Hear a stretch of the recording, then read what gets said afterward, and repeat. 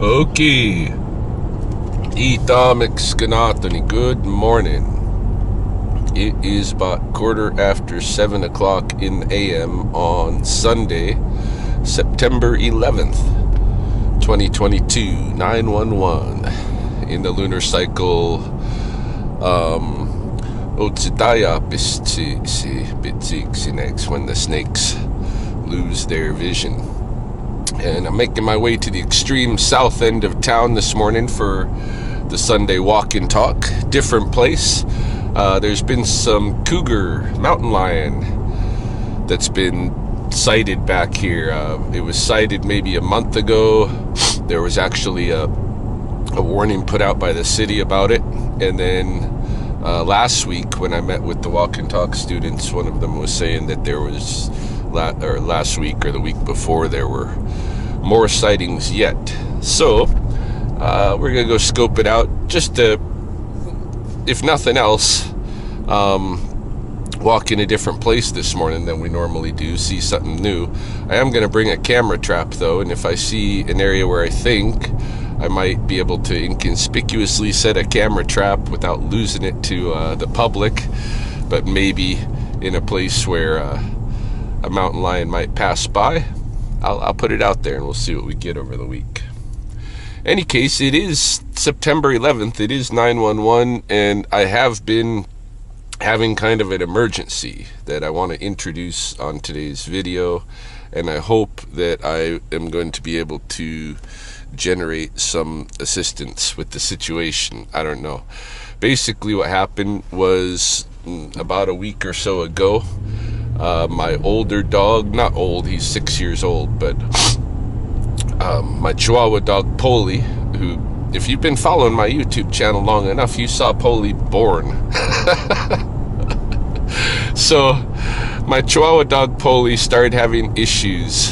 I saw him lifting his leg and standing there for a bit and nothing's coming out, and I thought, might be some kind of bladder infection or something going on. And so I just figured keep him hydrated, you know, and he'll eventually, you know, the infection will pass or whatever. So I gave it a few days, and unfortunately that wasn't the right move in this case. Poley didn't have just a urinary tract infection. What he has is some kind of stones in his bladder. So Thursday, when I went home for lunch from work, I noticed right away that Poley did not come meet me at the door, which is extremely unusual. Would never normally happen. So he didn't come meet me at the door, and then he didn't want to go outside. I found him in his bed. He didn't want to go outside. He looked kind of pitiful, and I realized, no, he's having a big problem. So I called the vet right away. I made him an appointment for the next day, the Friday afternoon. But between Thursday and Friday, oh man, he must have been uncomfortable, that poor dog. He just stayed in bed. He didn't eat anything. He didn't drink anything. He didn't pee. He didn't poop. He didn't even try. He puked a few times, little, you know, like bile-y type of puke. And I was very excited to get him finally to the veterinarian on Friday. He went to the Family Pet Hospital here in Lethbridge, an organization that's helped me with wildlife in the past. And he has been hospitalized. Basically, when I brought him in there, explained what was going on, they pushed a catheter up, you know, to try to drain his bladder, and they hit an obstruction. And they pushed till that obstruction was cleared, but they think what happened was they pushed the rock back into his bladder. His urine was very bloody. Testing his blood, all his, you know, levels were wrong. So they hooked him up to an IV, and they said he needed to be hospitalized for at least 48 hours to get himself back into stable. Cost-wise, for me, all the treatments just, you know, so far to drain him and get him stable And if it's a stone that they're able to dissolve dietarily, they factor this into their estimate too. But my low estimate for what this is going to cost is $2,300, and if he needs a surgery to extract the stone, which he might, the doctor said the dissolving of food doesn't work very well, or dissolving of the stones doesn't work very well with food when you're talking about male dogs, because they have a longer urethra. It works really good for females. So he might have to have a surgery, which of course is going to be thousands more. I don't have any of that money. I'm already deeply in debt. Luckily, there is a few $1,000 on my credit card left, so I'm putting it on there. But I can't really. I'm going to have a hard time surviving this, basically, because I already on my debt. I pay something like $700 a month just in interest, and I'm sinking. So I'm looking for help. I'm looking for help to offset these costs so that I don't have to stack on more debt. I've put together a GoFundMe to save Poley. It is there's a link I'll include with this video so you can see it. We're gonna carry on through the day here. I won't mention it big again, but yeah, if you've thought about in the past, if you've thought, oh, how could I support this guy's work? What I could really use is that support now, like to help me take care of Poley. Sorry, I get emotional over Poley. But he's too young, he's too young yet to be having, life-threatening health issues. So I gotta save his ass, and if you can help me, I'd appreciate it. So we're gonna go look at the new coulee. I'll bring the camera along. I'll show you some of the scenic shots. And we'll carry on through the day. I do have a rattlesnake at the house. I picked it up last night just before dark at the Lethbridge Country Club. I believe it belongs on the west side of town.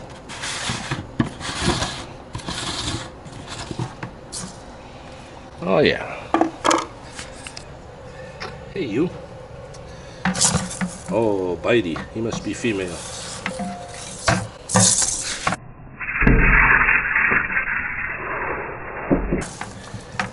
Sure enough.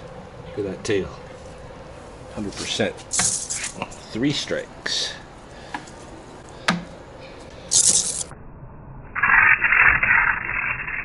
4 strikes. Goodness sakes. I bet whoever picked her up with the tongs squeezed her a little bit more than she likes. So we'll see. We might have some small mammals to pick up on the west side. I have some new traps going out there, but if not, I'm sure I'll get a snake call later in the day. It's going to be a warm day. We had a little cold shot a couple nights back when Poley was first hospitalized. It was rainy and cold, so it's going to be another cue to send those snakes back to their dens. So I wouldn't doubt if they start bumping into people again today. We'll see. But yeah, let's go check out this new coulee.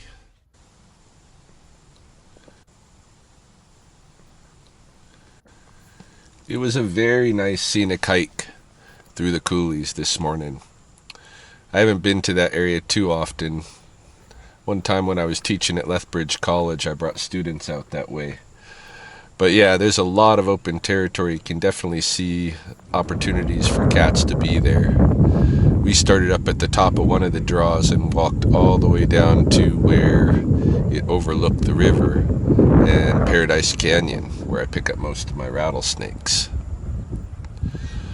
On the hike back, I originally thought I would set up the camera in this little nook in the bush at some of the trail intersects where I thought probably animals go to hide from people or at least bed down at some points. But then I noticed a bluebird box that was positioned just in this little saddle where it was out of the way of the main trail, and it looked like animals passage through there, and it would be a great place to potentially catch image of a cat. So we left it there, and I'll leave it there for about a week or so. And while we were hiking, I got a skunk call. So now I'm here at the north end and just gonna go pick up a skunk here. This is a guy who uses his own traps. I just take the animal to the coulee for him when he catches him. So he's used me several times. I'm gonna give him a discount today because I told him I would last time I was here.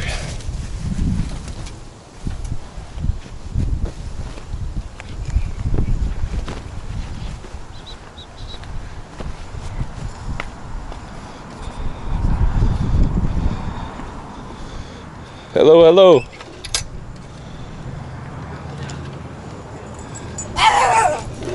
Oh no! Oh no! Vicious! You got like one tooth. You gotta maul me with that one tooth. You used to have two. Romeo! You're in trouble, Romeo. Come here. You are such a killer. Mr. Vicious.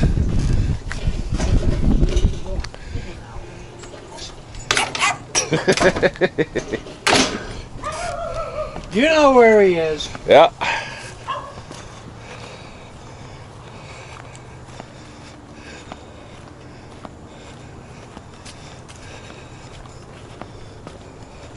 We won't be here when you get back, I don't think. Oh, okay. Well, I'll give you the discount today, like I said I would. Hey?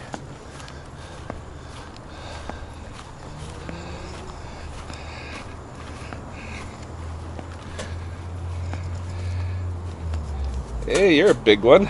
Right on. Hello, hello. You gotta take a drive with me.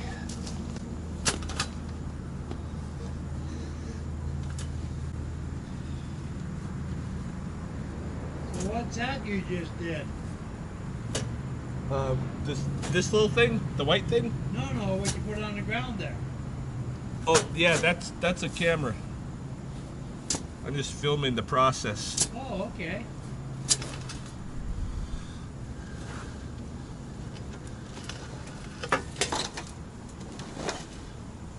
It's open. There. Now it's closed. Whew.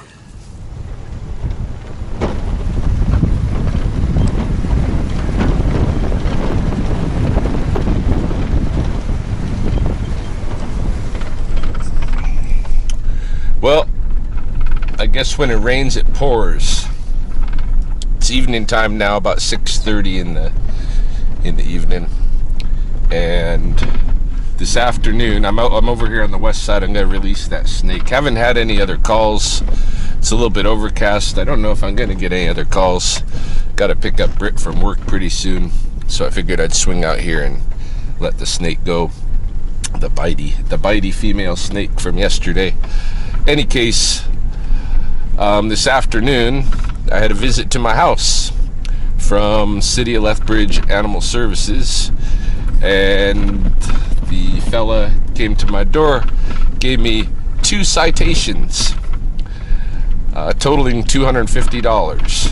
One of the citations was $150 because my Chihuahuas were not licensed for 2022, and the other citation was $100 because my bitch bag fucking I don't even know what to call her across the street from me complained that my dogs were barking on the 25th of August or something. It was a Thursday 2 weeks ago. Like, I don't even remember what the heck was going on. You know? But the guy came to my door, knocked on the door, and my dog didn't even bark. I mean, given Poley's not there, there would have been some barking at the door, but that's pretty normal. But my dogs are not extra barky, and my neighbor is just way... I'll get you, my pretty, and your little dog too. extreme in her dislike for the aesthetics of dogs. Like, she's got a sign in front of her planter, in front of her house. I'm gonna step in because it's windy. Finish what I'm gonna say before I release the snake. But she's got a sign in the planter in front of her house. I'll take a picture of it and incorporate it into this video. That says something like, please don't pee on my lawn or whatever. Please don't let your dogs pee on my planter or whatever. I don't know. But she's got this fucking corner lot with a nice planter and rocks set up, and she expects people to walk their dogs past her place and not have their dogs pee on her rocks and stuff. It's ridiculous. And the one day I came home, I mean, she called the fire department on me the one day because I was having a barbecue in my backyard. She called the animal control on me last summer, and that was expensive. I forget what it was, but I got mad at them because they made me leave work like right on the dot and go pay my fines for not having Poley licensed. Otherwise they would take him. I mean, it's ridiculous. I don't know, like, I'm going to court this time because that's some BS. But yeah, I needed more stress this weekend around the animals. I needed my neighbor to bring about some BS too. I really hate that bag. I really do. Gotta say. I don't know how I always end up with at least one neighbor who, like, can't do their own fucking thing. They gotta press their aesthetics on me. Anyway, I also got a call. Maybe I'll wait to say this till we get back in the truck. This is an update on Poley.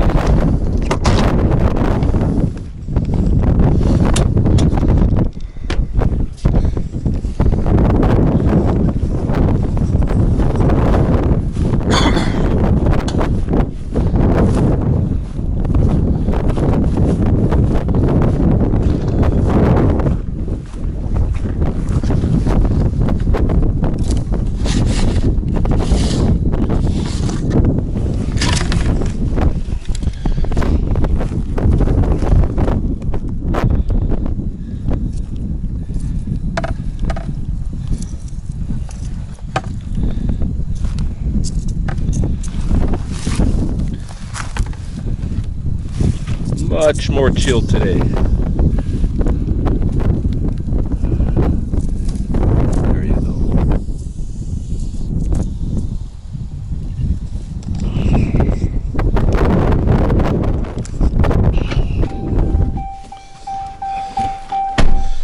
So the update from the pet hospital on Poley's condition is this. His levels are getting better. His blood levels, his kidneys and stuff, they're getting better, but he's not stabilized yet. He needs to spend at least another night, maybe another 2 nights in the hospital.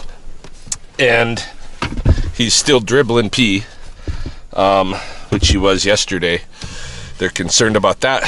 His doctor thinks that probably something got lodged in his urethra again.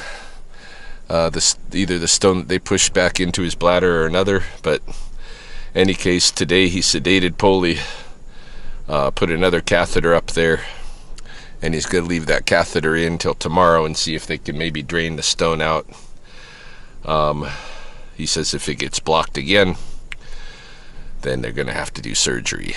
So my $2,300 projection for what it would minimally cost is not going to be what it costs now. It's going to be at least $3,000, I'm figuring, unless he needs surgery, and then probably more in the 5,000 and 6,000. They don't want to give him surgery because it's bad for Poley to have that, but